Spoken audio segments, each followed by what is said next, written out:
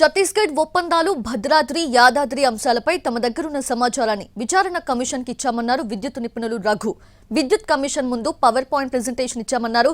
ఛత్తీస్గఢ్ ఒప్పందం MoU route కాకుండా competitive route కి ఎందుకు వెళ్లామనే దానిపై పూర్తి సమాచారం ఇచ్చామంటున్న విద్యుత్ నిపుణులు రఘుతో మా ప్రతినిధి ఫేస్ టు ఫేస్ ఇప్పుడు చూద్దాం. ఛత్తీస్గఢ్ విద్యుత్ కొనుగోలు అదేవిధంగా యాదాద్రి భద్రాద్రి థర్మల్ ప్లాంట్ల నిర్మాణానికి సంబంధించి జస్టిస్ ఎల్ నరసింహారెడ్డి కమిషన్ విచారణ కొనసాగిస్తుంది. ఆ విచారణలో భాగంగా ఈరోజు ప్రొఫెసర్ కోదండరామ్ అదేవిధంగా విద్యుత్ రంగ నిపుణుడు రఘు ఇద్దరు కూడా వచ్చి ఫిర్యాదు చేయడం జరిగింది. ఫిర్యాదుతో పాటు సలహాలు సూచనలు ఇవ్వాలని చెప్పేసి కమిషన్ కోరింది. ఈ మేరకు రఘు అదేవిధంగా కోదండరామ్ ఇద్దరు కూడా ఎలాంటి సలహాలు ఇచ్చారు, ఎలాంటి ఫిర్యాదులు చేశారనే విషయానికి సంబంధించి మనతో మాట్లాడడానికి రఘు గారు ఉన్నారు. వారిని తెలుసుకునే ప్రయత్నం చేద్దాం. సార్ చెప్పండి, మొత్తం విద్యుత్ కొనుగోలు మీద ఫిర్యాదులు చేశారా, సూచనలు సలహాలు ఏమని ఇచ్చారా, ఏం చెప్పారు కమిషన్? అంటే కమిషన్ ఈ ఛత్తీస్గఢ్ నుంచి విద్యుత్ కొనుగోలుకు సంబంధించి అనేక అంశాలు వాళ్ళు లేవనెత్తారు. దానికి అట్లనే భద్రాద్రి యాదాద్రి పవర్ ప్లాంట్లకు సంబంధించి అనేక అంశాల మీద వాళ్ళు అడిగారు. దానికి సంబంధించి మా సూచనలు సలహాలు లేకపోతే మా అభిప్రాయాలు ఇవన్నీ కూడా మా ఇన్ఫర్మేషన్ అంతా ఇచ్చాం. ముఖ్యంగా ఛత్తీస్గఢ్కు సంబంధించి అప్పుడులో రాష్ట్ర ప్రభుత్వము ఎంఓయూ రూట్లో అంటే ఒక ఛత్తీస్గఢ్తో మాట్లాడుకొని కాంపిటేటివ్ బిడ్డింగ్ అంటే అందరితో అంటే మిగతా అందరితో కాకుండా కాంపిటేటివ్ బిడ్డింగ్ కాకుండా ఎంఓయూ రూట్లో ఒప్పందం చేసుకున్నారు. ఈ ఎంఓయూ ఒప్పందం గురించి డిస్కషన్ జరిగింది. ముఖ్యంగా మేము చెప్పింది ఏంటంటే కాంపిటేటివ్ బిడ్డింగ్లో పోయి ఉంటే చాలా ధర తగ్గేది. ధర ఎంత తగ్గేది అనేది పక్కకు పెడితే మిగతా కాంప్లికేషన్స్ అన్నీ వచ్చేవి ఉండే కాదు. మనం ఎంఓయూ రూట్లో పోయేసరికి అనేక సమస్యలు వచ్చినాయి.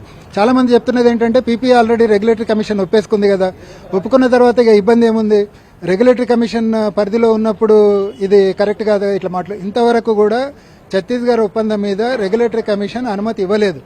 వాళ్ళు 2017లో ఏం చెప్పారంటే మేము ఇప్పుడు కొన్ని సూచనలు సలహాలు ఇస్తున్నాం, ఆ సూచనలు సలహాలన్నీ తీసుకొని ఆ డ్రాఫ్ట్ పీపీఏలో అన్ని అమెండ్మెంట్స్ చేసుకొని మా దగ్గరికి మళ్ళీ రండి, కన్సెంట్ కోసం అప్రూవల్ కోసం అప్పుడు రండి, మేము అప్పుడు అప్రూవల్ ఇస్తామన్నారు. అప్పుడు ఎప్పుడు చెప్పారు? అది 2017 ఏప్రిల్లో చెప్పారు.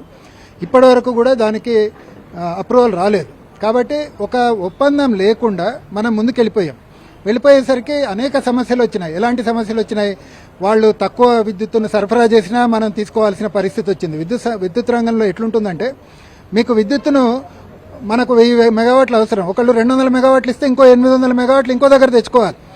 సో వీళ్ళు 200 ఇస్తే మనం ఏం చేస్తాం, 800 బహిరంగ మార్కెట్లో కొనుక్కున్నాం. వీళ్ళేమో 390కి ఇస్తామన్నారు, వాళ్ళేమో 5 రూపాయలు 6 రూపాయలు అట్లా ఇచ్చారు. కాబట్టి వీళ్ళు ఒప్పందాన్ని ఉల్లంఘించడం వల్ల, ఎందుకు ఉల్లంఘించారు? పీపీఏ లేకపోవడం వల్ల వాళ్ళు ఉల్లంఘించారు. మనం ఏం చేయలేకపోయినాం, బహిరంగ మార్కెట్లో కొన్నాం.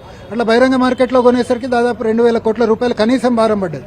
రెండోది ఏమైంది, మనము ఛత్తీస్గఢ్ నుంచి ఇక్కడికి రావాలంటే మనకు పవర్ గ్రిడ్ వాళ్ళు ఒక లైన్ వేశారు. ఈ లైన్కి మనము ఒప్పందం ఏం చేసుకున్నాము, 1000 మెగావాట్లకు చెల్లిస్తామని చెప్పాం. వాళ్ళు 1000 మెగావాట్లకు సరఫరా చేయాలి. 1000 బదులు 200 తగ్గించారు, 200 నుంచి అసలుకే తగ్గించారు. కానీ ఇప్పుడు మొత్తం 1000 మెగావాట్లకు చెల్లింపులు చేస్తున్నాం. ఇట్లా కూడా మనకు 600 కోట్ల రూపాయలకు పైగా మనకు ఇప్పటివరకు భారం పడ్డది. మూడోది ఏం జరిగింది, ఇప్పుడు వాళ్ళు సరఫరా చేసిన విద్యుత్తుకు మనం ఏం చెప్పాము, నువ్వు ఇది చేయలేదు అది చేయలేదు అని పేమెంట్లు కొద్దిగా ఆపుకుంటూ వస్తే వాడు పెనాల్టీలు వేసుకుంటూ పోయాడు. ఫైనల్గా కేంద్ర ప్రభుత్వం ఏం చేసిందంటే ఇట్లా డిస్కమ్లకు పేమెంట్లు చేయట్లేదని చెప్పేసి వాళ్ళు కొన్ని రూల్స్ తీసుకొచ్చారు. ఈ రూల్స్ ప్రకారం ఏంటంటే తప్పనిసరిగా చేయాల్సిందే డిస్కమ్లకు. ఈ మొత్తం పెనాల్టీలను వడ్డీలతో సహా మొత్తం ఇప్పుడు ఛత్తీస్గఢ్ డిస్కమ్ మన దగ్గర నుంచి వసూలు చేస్తుంది.